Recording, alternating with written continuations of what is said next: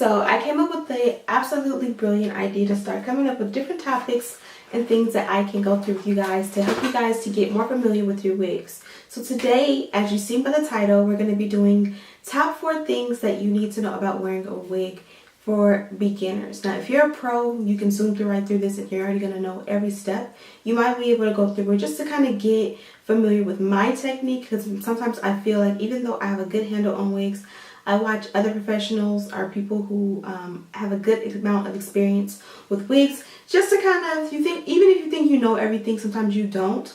So I'm going to be featuring a brand by the name of Chinalacewig. You guys know, these are my friends. I love them. I've done probably at least 10 reviews for this company.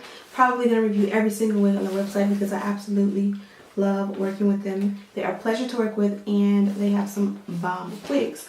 So I forgot what I ordered, so I went ahead and opened the packaging. But if you guys have seen, I've done a ton of videos for this company. It comes with a little plastic like this. I actually tried to get it back in, but it fits like a glove, so I couldn't get it back in without ripping the clear plastic. Get it on out, and you have the box. This is kind of disposable, but you have some of your favorite beauty gurus on there, like if you recognize any in that clip. We have the bag. I have like a million of these bags in my cabinet. Some of you have received wigs from wig sales with the bag like this inside your package, and it wasn't even Chinalacewig wig because I have so many. And then you have the actual wig. This wig is 22 inches, 180% density. Honestly, it feels fuller than that. And then you have the logo embossed there as well. So this one looks pre-plugged. You got some beautiful baby hair. I don't know if it shows up without putting it on the mannequin head too well. But I'll show you what the wig looks like on. You have 3 combs in the front, 1 in the back, adjustable straps. Like almost all the wigs I review, especially these from Chinalacewig. I do like these wigs because they do fit really good. The fact that this one is kind of pre-plugged is going to help me to give it to you guys real good without having to do too much. So I'm going to go through the 4 things you need to know about wearing your wigs. And this is what the hair looks like on really quickly. I believe it's super beautiful. So I'm going to go through the 4 tips with you guys that I have that are going to help you start to finish slay your wig beginner friendly. And these are pretty much the tips that are going to help you to have the best possible outcome with all of your wigs if you go by these 4 tips. But step 1 is going to be deciding what kind of cap you want to wear underneath. So I've got a head start and I've already cut off the excess lace. I've already got this here and I'll tell you in a moment what this is. And I also have a cap. So I'm pretty positive that you guys are all familiar with what this is under here. This is a wig cap. So as of right now, don't judge my peanut shaped head, but this is the wig cap that I love the most. This is a nice brown wig cap. I get these from Amazon. I buy them in bulk. I always keep a bunch on hand so that when one gets raggedy or dingy or gets a hole in it or put makeup on it and it's grossing me out, I can switch them out easily. As you can see, this one blends with my skin amazingly. It's not the exact same color or tone as my skin, but it's dark enough to blend and still light enough that it won't be darker than or too dark for my skin, if that makes sense. You also have black wig caps, which is what we used to use originally. Obviously, a black wig cap is going to be too dark nowadays and there are too many other options. These are a few tan here. As you can see, they come in a ton of different colors. You just have to find them in the right colors. But I have brown here. There's a darker brown. There's like 2 shades that are darker brown than this.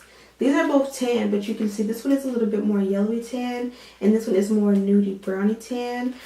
If I didn't have access to this, I would use this one because it's more my tone than this yellow. But I can still put my foundation powder on top and make it work. I also bought this big bulk. You guys have seen this before. I accidentally bought the wrong color, and this is just like a big bulk of them. I use these literally for everything.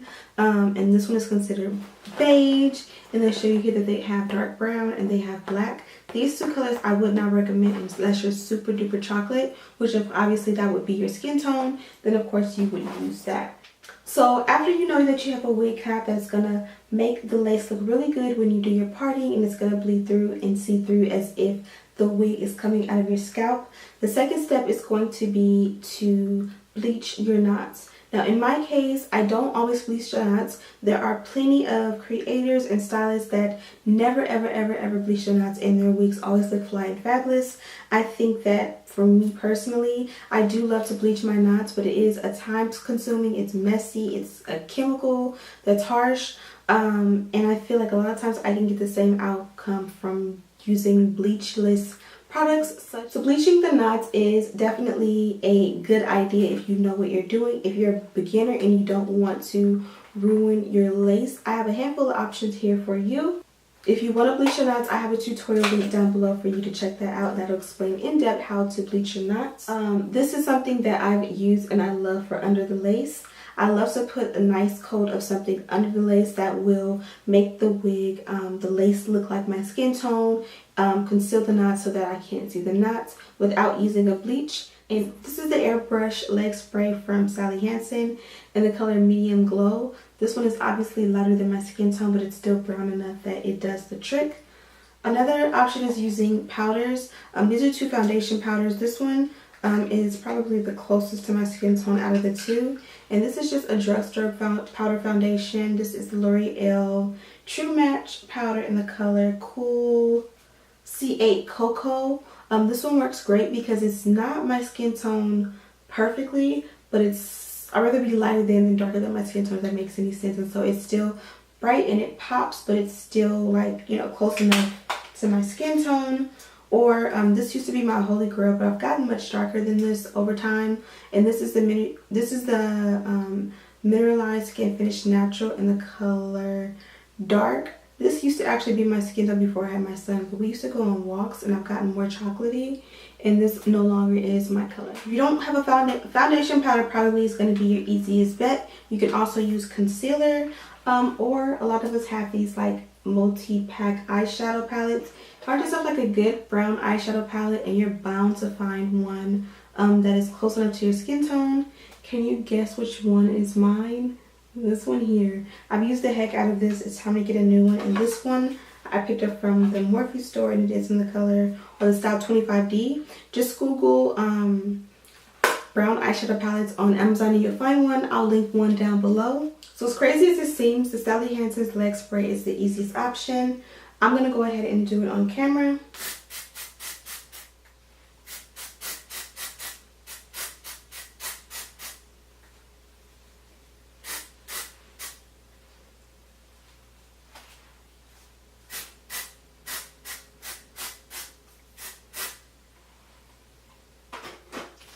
You might want to let it dry a little bit.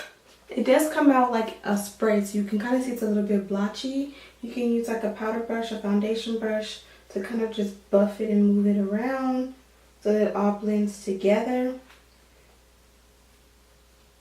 If you don't use this, just use the powders, and you can kind of basically use the same brush like this and just buff it in. Now I'm going to take a holding spray.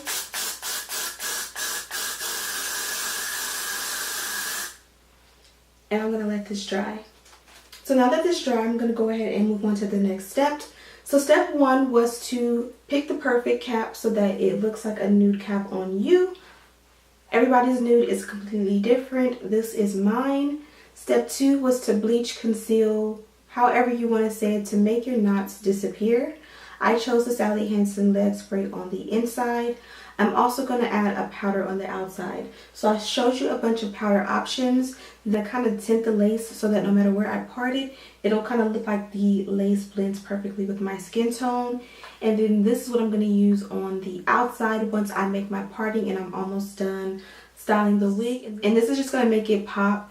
If I miss the space, if you can still see knots, this is going to help to cover it up and kind of seal in that cream.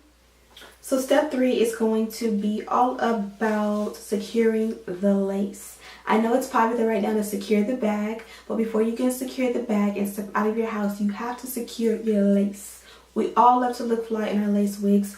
You have to use something that is going to help it to not move or slide back. So here are a few different options. The first one is to bomb the wig down.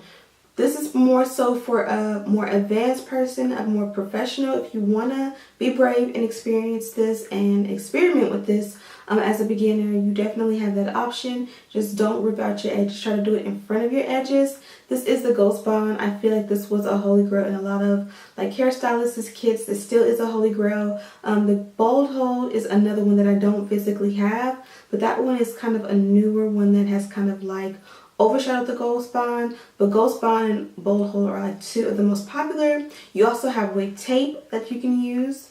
And this is an option that's going to last you like a week, 2 weeks, maybe even 3 weeks. And you might have to actually use a remover to get it off. So this is going to be like the strongest hold, the longest hold, the most professional. And that is an actual wig glue or tape. So the next option is going to be a more temporary hold. It's going to give you the same look as the Ghost Bond or any of the wig glues or tape, but it's going to be a gel opposed to an actual glue. So this one is less likely to rip out your edges. It's also going to last a little bit or a little less longer. This looks really good, and you can have this look just as good as your wig glue or tape. But if you get in the shower and you get your edges wet like I do most of the time, the moment that water hits your edges or where you apply this, it's gonna move. So this is a really good daily, every other day, every 2 to 3 days application for a flawless look. Now some of us just don't have the time, just don't have the energy. I'm a mom of 2. When I get up in the morning, I honestly just don't have time to do Ghost Bond Bold Hold in the morning. So I go for the glueless options. Those are the glue options.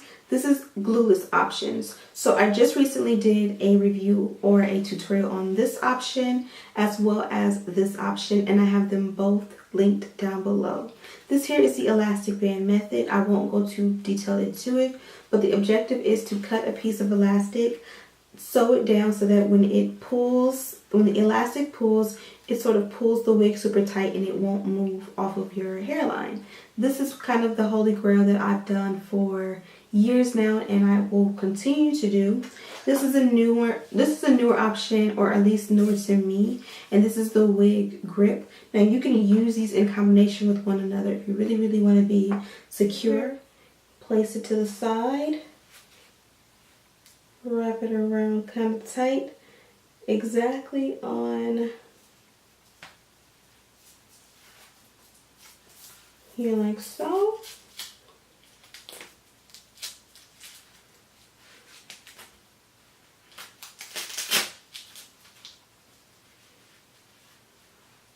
This is what it looks like. Also secure your wig from the back, sis. So make sure you secure it and add those adjustable straps as tight as you need in the back. It's not sliding back. It's absolutely not going anywhere. Now what I love about the wig grip is that it's going to make your wig stay in place and it's not going to move. Now the fourth tip and fourth step is going to be to style the wig with all your might. Put every effort you can into slaying the heck out of the wig. Now, it honestly doesn't matter what the ends look like. I can keep it like this and people can say whatever they want.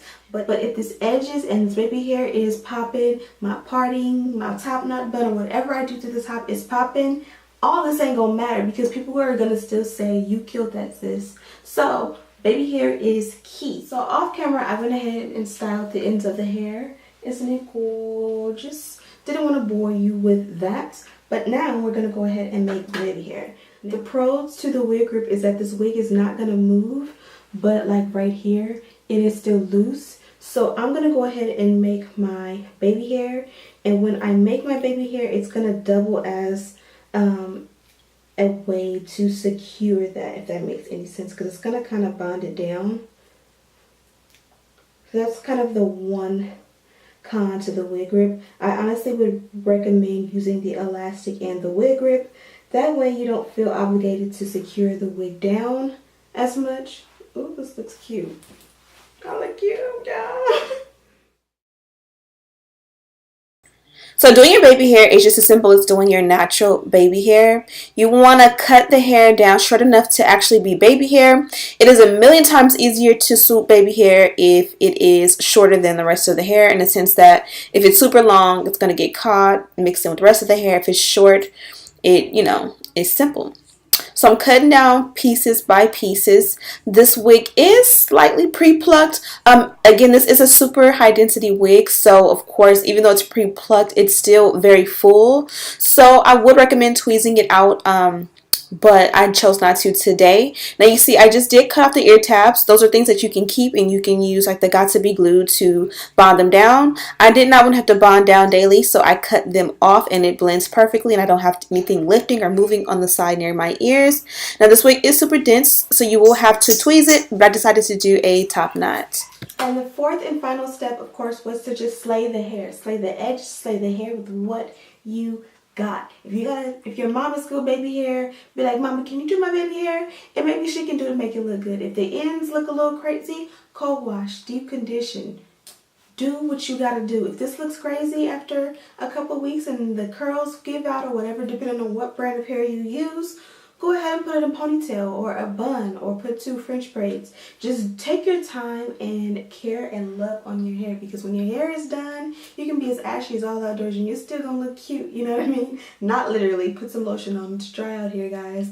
But anyways, I hope these 4 tips were helpful. I don't want you guys to feel intimidated like that you have to be a pro for your hair to look amazing. As I always tell people, fake it till you make it. Use concealer if you don't know how to bleach knots. Co-wash with some of the cheapest stuff and just add natural oils.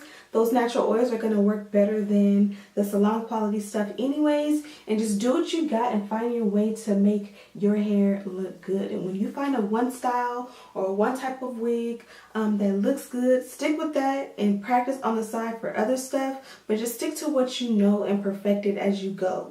That's the motto of tonight. So I hope you guys enjoyed this video. Don't forget to check out Chinalacewig. As always, I absolutely love their wigs. As always, I vouch for their wigs, that they are amazing. They're always amazing quality to me. They last. The beautiful curl pattern is amazing. I have this one linked in the description bar for you to check out. And as always, I'll see you guys in the next one.